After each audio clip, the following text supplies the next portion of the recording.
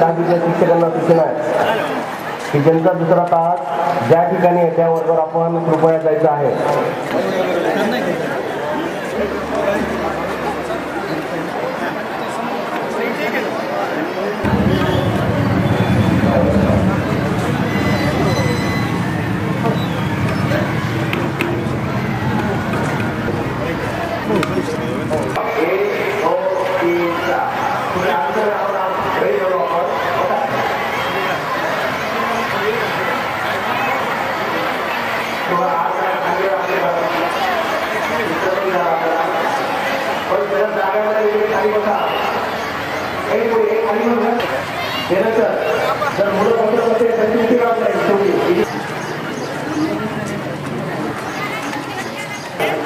ज्या विद्यार्थ्यांना मी शेवटच्या तासामध्ये एकत्रीकरण केलं होतं, काल शेवटच्या तासात वर्गमंत्रिमंडळापैकी काही विद्यार्थ्यांना मी एकत्रित बोलवलं होतं.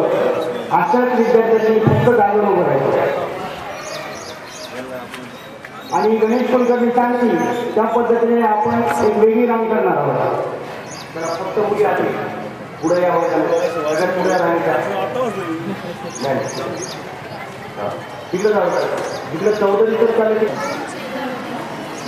हा मुलं सुद्धा पुढे या. यांचं या ठिकाणी व्यासपीठावर आगमन होत आहे. मी सर्वांचं या ठिकाणी मनपूर्वक स्वागत करतो. आजच्या आपल्या या गुरुपौर्णिमा उत्सवाच्या कार्यक्रमाचे अध्यक्ष माननीय उत्तमदादा खुरपे, प्रमुख अतिथी माननीय डॉक्टर प्रकाशराव आनंदगावकर, आदरणीय वसंतराव देशमुख गुरुजी, आगाव गुरुजी, माननीय राधेश्यामजी लोहिया, माननीय प्रकाश सुगड, आदरणीय गौतम, आमच्या जीवनाचे स्थान हे फार मोठं आहे. आजच्या गुरुपौर्णिमा उत्सवाच्या कार्यक्रमाचे अध्यक्ष, प्रमुख अतिथी आणि मान्यवरांचं आदरणीय गुरुजींसमवेत या ठिकाणी व्यासपीठावर आगमन होत आहे. आपण सर्व शाळांच्या गटामध्ये कार्यक्रमाचे अध्यक्ष माननीय उत्तमदादा खुरपे, प्रमुख अतिथी माननीय डॉक्टर प्रकाशराव आनंदगावकर, आदरणीय वसंतराव देशमुख गुरुजी, आदरणीय आगावच्या पाहिलेली माणसे गेली कुठे असा प्रश्न आम्हाला आज पडतो आहे. त्या सुवर्ण महोत्सव वाटचालीमध्ये अनेक जणांनी आपली साथ सोडली. अनेक जण आज आपल्याबरोबर नाहीये. काही वर्गमित्र आहेत, काही पदाधिकारी आहेत, काही आमचे गुरुजन आहेत, काही मान्यवर आहेत. मोठी गुरुजी, कसाने गुरुजी, मीनाताई, दीक्षित मॅडम, गडसिंग गुरुजी, देवारे गुरुजी, पर्डीकर गुरुजी, उपाध्याय गुरुजी, खडोस्कर गुरुजी, पारेकर गुरुजी, सुधाकरराव देशमुख गुरुजी, भाले गुरुजी, गोविंदराव लिंगावकर, नंदलालजी मानधने, रघुपतराव देशमुख हे या ठिकाणी आज आपल्या कार्यक्रमात पाठीमागे म्हणायचं. असतो मा सत्यमय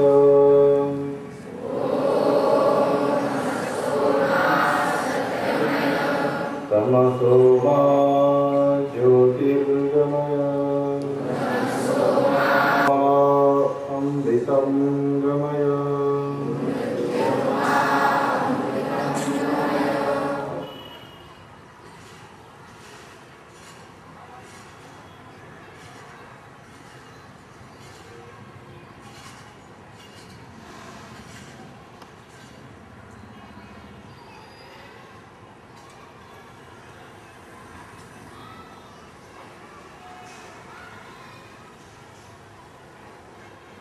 ओम शांति शांति शांति.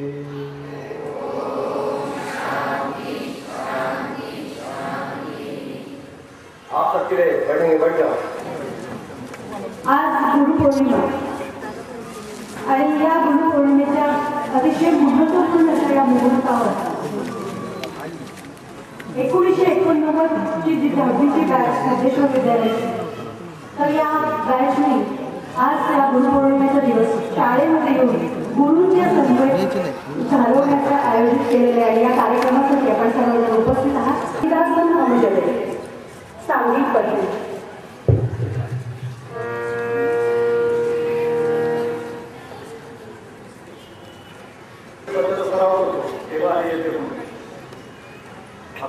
एकदाच म्हणायचं आणि ते असं म्हणायचं की पुन्हा म्हणायची आवश्यकता पडू नये तर पुन्हा एकदा आपल्याला म्हणायची गरज नाही पडणार.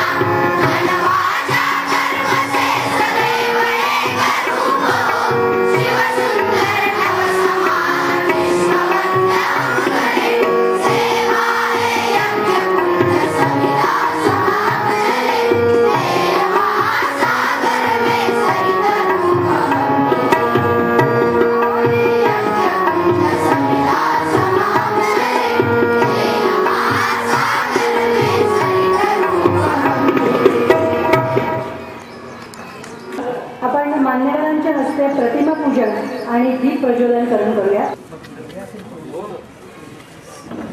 आदरणीय भारत माता महर्षी व्यास आणि सरस्वती देवी यांच्या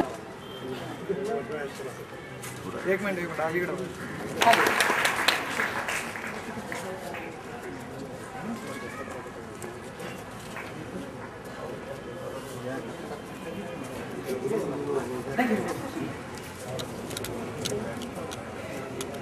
अंधारातून प्रकाशाकडे जाण्याचा मार्ग आपण आपल्याला दाखवतो आणि मग कार्यक्रमाची सुरुवात दीप प्रज्वलन आणि प्रतिमा पूजनाला आपण केलेली आहे.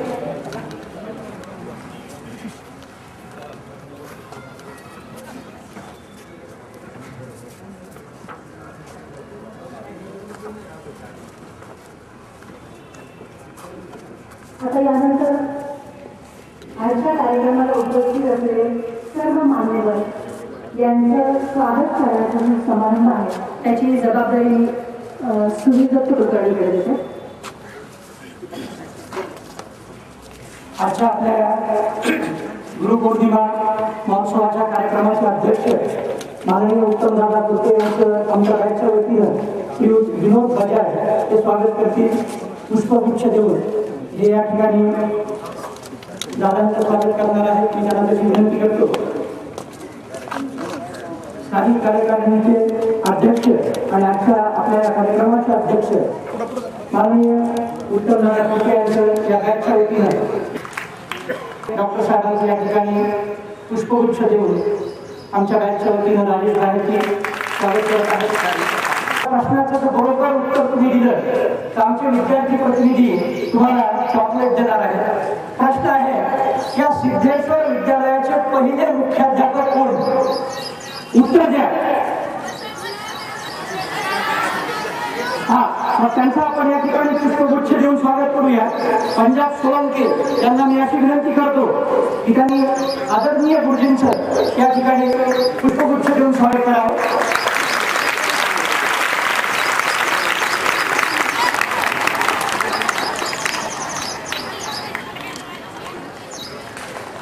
तशी विनंती करतो. 1966 ते 1988 या कालावधीमध्ये वसंतराव गुरुजी आपल्या शाळेचे मुख्याध्यापक होते आणि त्यानंतर 1988 ते 1993 पर्यंत आगाव गुरुजी या शाळेचे दुसरे मुख्याध्यापक होते.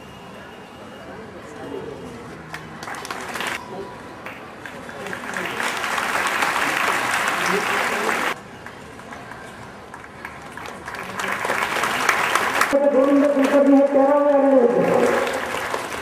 गुणवत्ता यादीमध्ये आलेले होते. भारत माता सरस्वती, ग्रामदैवत सिद्धेश्वर आणि आम्हा विद्यार्थ्यांचे दैवत ही सिद्धेश्वर शाळा, या सिद्धेश्वर शाळेला विनम्र अभिवादन करतो. मित्रांनो, तुमच्या लक्षात आलं असेल, स्वागताच्या वेळी तुम्ही बघितलं माझ्या प्रास्ताविकाच्या दरम्यान सुद्धा मी काही प्रश्न तुम्हाला विचारणार आणि या प्रश्नांची उत्तर तुम्हाला नीट द्यायची आहे. सुरुवातीला एक किस्सा सांगतो.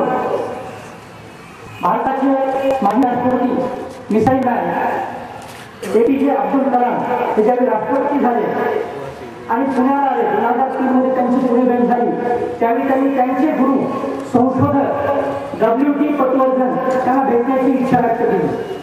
परंतु पटवर्धन सर हे टिळक रोडला SP कॉलेजच्या जवळ गर्दीच्या ठिकाणी राहत असल्यामुळं सगळा राष्ट्रपतीचा लवाजमा घेऊन त्या ठिकाणी जाणं शक्य नव्हतं आणि म्हणून असं ठरलं की गुरूंना, पटवर्धन सरांना राजभवनामध्ये बोलवायचं आणि त्याप्रमाणे राजभवनामध्ये गुरुजींना बोलावण्यात आलं.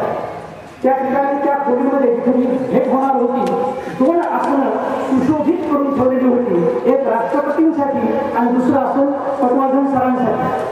पटवर्धन सर ज्यावेळी त्या खोलीमध्ये आले त्यावेळी राष्ट्रपती APJ अब्दुल कलाम ते उभा टाकले आणि त्यांनी आपल्या स्वतःच्या आसनावर पटवर्धन सरांना बसवलं. बघा, ते राष्ट्रपती होते, सर्वोच्च आसनावर त्यांनी आपल्या गुरुजींना बसवलं. आदरणीय गुरुजी, आम्ही राष्ट्रपती नाही. आमच्या बॅचमध्ये तुम्ही राष्ट्रपती होईल याची शक्यताही दिसत नाही. आमच्याकडे करोडपती आहे, उचापती देखील आहे आणि नुसते पती देखील आहे. परंतु आम्ही आमच्या हृदयाचं सिंहासन मात्र गुरुजी तुम्हाला अगोदर दिलेलं आहे. 1949च्या बॅचमध्ये त्या हृदयाच्या सिंहासनावर या शाळेचे, या संस्थेचे पदाधिकारी, गुरुजन, शिक्षक, कर्मचारी, सेवक, पालक, विद्यार्थी या सगळ्यांचं आमच्या हृदयामध्ये स्थान आहे. आणि म्हणून या हृदय सिंहासनावर विराजमान असलेले आणि या व्यासपीठावर विराजमान असलेले सर्व मान्यवरांचं पुन्हा एकदा स्वागत करतो. 1966ला ही शाळा सुरू झाली. आपल्या शाळेबरोबर महाराष्ट्रामध्ये अनेक शाळा सुरू झाल्या. मग काही शाळांनी 10 वर्ष पूर्ण केले, काही शाळांनी 12 वर्ष पूर्ण केले, काही शाळा बंद पडल्या, काही शाळांनी रौप्य महोत्सव साजरा केला. परंतु आज आपलं सिद्धेश्वर विद्यालय सुवर्ण महोत्सवी वर्ष साजरा करत आहे. याचा अर्थ या शाळेमध्ये चैतन्य निर्माण करणाऱ्या, चैतन्य टिकवणाऱ्या चांगल्या पदाधिकाऱ्यांचा, चांगल्या शिक्षकांचा, चांगल्या कर्मचाऱ्यांचा, चांगल्या सेवकांचा, चांगल्या पालकांचा, चांगल्या विद्यार्थ्यांचा संच आपल्याला लाभलेला आहे. आणि म्हणून त्या सगळ्या संचाचं मी स्वागत करतो. हा जो सिद्धेश्वराचा रथ आहे हा जगन्नाथाचा रथ असल्यासारखा. हा तो रथ जगन्नाथाचा हे काम मोहे एकल्याचे 50 वर्ष आपण पूर्ण केलेले आहेत. अनेक जणांचे अनेक पद्धतीने आपल्याला हातभार लागलेले आहेत. आणि म्हणून या कार्यक्रमासाठी जे उपस्थित आहेत ते सगळेजण स्वर्गक्षण त्या ठिकाणी अनुभवत आहेत. 2 नोव्हेंबर 2014 रोजी आम्ही 1 दिवस शाळेसाठी असा उपक्रम हाती घेतला आणि या शाळेमध्ये एकत्र आलो. आज या सुवर्ण महोत्सवी वर्षामध्ये आमच्या बॅचचं रौप्य महोत्सवी वर्ष झालेलं. रौप्य महोत्सव किती वर्ष? एका बाजूला तुम्हाला ती तुला दिसते, तुमच्या मनात असेल ही तुला का? दुसरा प्रश्न, त्याच्या बाजूला काही ग्रंथ दिसतात, ग्रंथ तुला का? तिसरा प्रश्न असा असू शकतो की आज गुरुपौर्णिमा, गुरुपौर्णिमेला ग्रंथ तुला का? गुरुजींची ग्रंथ तुला इथं होणार आहे. गुरुपौर्णिमेला गुरुजींची ग्रंथ तुला का? पुढचा प्रश्न असा आहे की आमच्या समोर जे तुमच्या समोर गुरुपौर्णिमेला गुरुजींची ग्रंथतुला का आणि 1989च्या बॅचच्याच वतीनं आमच्या समोर गुरुपौर्णिमेला गुरुजींची ग्रंथतुला का, त्या सगळ्या प्रश्नांची उत्तर मी देणार.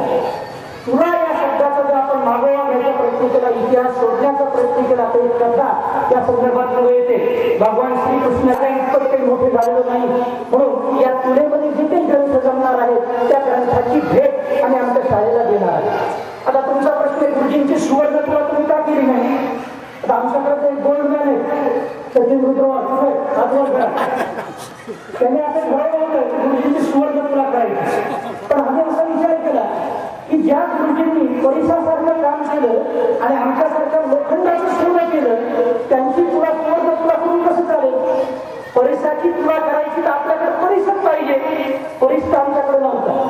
आमच्याकडे काय आहे? आमच्याकडे गुरुजी.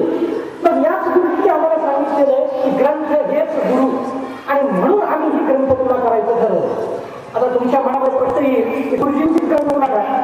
गुरुजींची ग्रंथतुला यासाठी आहे की सिद्धेश्वर म्हणलं की आम्हाला गुरुजी आठवतात. एक संस्कृत सुभाषित अभ्यास असेल की पावसाचं पडलेलं पाणी हे शेवटी समुद्राला मिळतं, किंवा कुठल्याही देवाला नमस्कार केला तर तो शेवटी केशवाला लागला. म्हणजे आमच्या बाबतीतही असंच आहे. आम्ही कुणाचाही सन्मान केला तरी आम्ही असं समजतो की तो गुरुजींचा सन्मान आहे, या शाळेचा सन्मान आहे, आणि म्हणून आम्ही गुरुजींची ग्रंथतुला करायचं ठरवलं. बघा, 1966 ते 1988 या 22 वर्षामध्ये या शाळेमध्ये कोणता ऋतू होता?